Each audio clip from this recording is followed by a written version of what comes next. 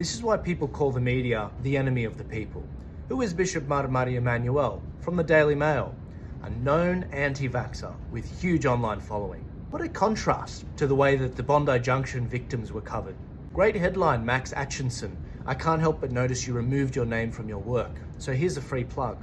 So I was meant to be filming my return video today, but I have to admit, I'm still quite shocked from what happened last night with the stabbing of my friend, Bishop Marmari and 3 others. To me, Marmari was an enormous source of encouragement, especially during the pandemic years, and he really inspired me to stand up, especially during the time of my town hall speech in 2021. But seeing what was done to him really broke me, and I really do understand why thousands of people rocked up to the church last night. It's not that I was upset with the fact that he was attacked. You know, Jesus told us and he warned us that you'd be attacked. It's kind of a KPI for Christians. What broke me was hearing what the good bishop did after he was stabbed. He stood up, blood coming out of his neck. He walked over to the attacker, put his hand on his head, prayed on him, and he said to him, "My son, don't be afraid. You are forgiven." Truly, this was an amazing man, trying to walk in the steps of Jesus Christ. I'm pleased to hear that he's doing all right. With that said, Australia and the world is changing rapidly, and not for the better. What you see behind me is my attempt at helping to provide a safe space for people like you and me, so that we can have discussions and to actually bring transparency to the media cycle. It's to have dialogue before we see violence like we saw last night. There are many explanations as to why we saw so many people flood the church last night and why we saw violence towards the police, and none of them are being discussed. Remember, these are the people that the media regard and described as the great unwashed. They're the same people that escaped religious persecution in the Middle East. The same people whose religious freedom was trampled on after the 2017 vote on same-sex marriage. The same people that were targeted with lockdowns from Gladys Berejiklian's 12 LGAs of concern, while Bondi and their eastern suburbs were left open. The same people who a year ago had LGBT protesters rock up to their church and smash a crucifix in front of them in Belfield. The same people that voted against the voice to the parliament. And now they're the same people that watched an Islamist 15-year-old bloke stab their beloved Bishop Marmari Emmanuel. And the media has the gall to write a headline about this pro-Russian anti-vaxxer priest. And you wonder why the people last night weren't a fan of the police. How many grains of sand make a heap? These things don't just happen.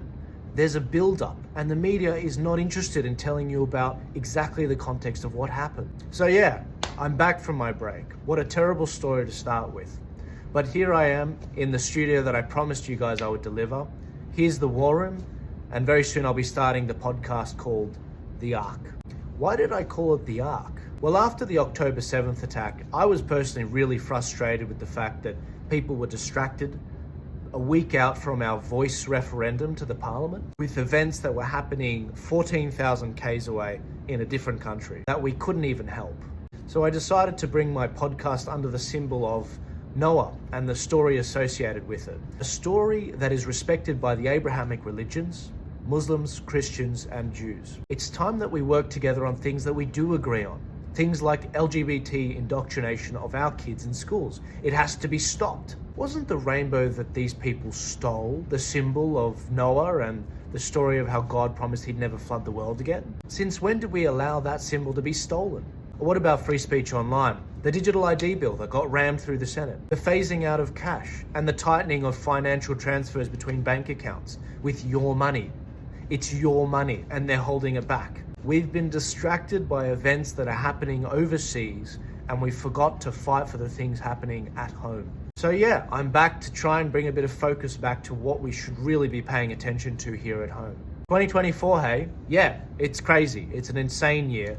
It must be an election year in the USA. And by the way, the Australian federal election, I know it feels like we just had one. There's another one coming up in the next 12 months. That voice referendum didn't work out so well for Albo, so this is going to be a pretty interesting one. So I'm looking forward to covering these things, showing you who's punching you, why are they punching you, and most importantly, how you can punch back politically. It's going to be interesting seeing what's happening in the US. I will cover the US elections, but it is also important to see what's happening here in Australia and how can we beat it. But since I've just returned, I wanted to address a very simple question.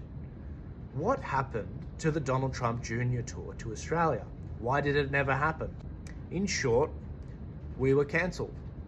Donald Trump Jr.'s problems became our problems. Whether it was the visa debacle last year with the federal government in July, or the lawsuit in New York that Trump Jr. was dragged into for the sin of being Donald Trump's son, or even the event venues pulling out and reneging on the deals that we had agreed on.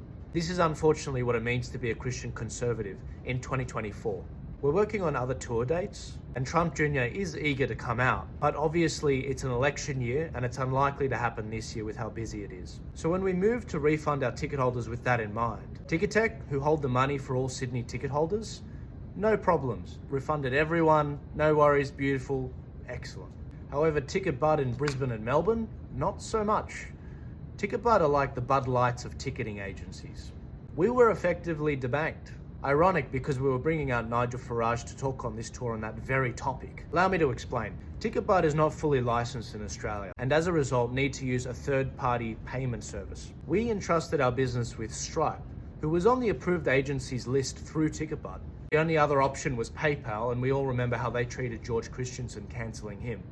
So we went with Stripe thinking that they were okay, and we've used them in the past, like with the Nigel Farage tour in 2022. There were no problems. So for this tour, they hold the ticket money in a jointly owned Stripe account with us, Stripe, and TicketBud. However, we were locked out of that Stripe account holding the ticketing money. We were cancelled, we were debanked. We're still working our asses off to try and reach a settlement with Stripe to actually have the account unlocked.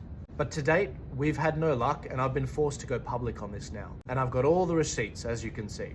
This is what happens when all major payment processes are based on the west coast of the USA. I can assure you we'll never use TicketBud again. We've gone through and we've refunded tens of thousands of dollars to people that were pretty desperate out of our own money that was intended for this particular studio, but we don't have the capacity to actually pay back everything because we're a small organization. Everyone's money is still sitting in our locked Stripe account, but we've been cancelled. So Joel, if you're in Brisbane and Melbourne and you've asked for a refund, how do you get your money back? The easiest way to get your refund is to call your credit card company and say that you never received the product that you ordered. They will then issue a chargeback on the card and Stripe will release that money from that locked account into your bank account. Many people have had success with this so far, and we've been communicating this via email to people that have asked for a refund, but it should never have happened. This should never have gone this far. So that's your first option. Second option is if you've experienced the challenge with that, I want you to contact us. I've set up a dedicated email just for this. It's called refunds@tpaust.com.au. That's refunds with an S at the end. Get in touch with us. We've got a specialist that can help you on that end of the email, and we'll do everything we can to refund you in the next 30 days. Again, I'm sorry, but look at what's happening. We're just being attacked left, right, and center.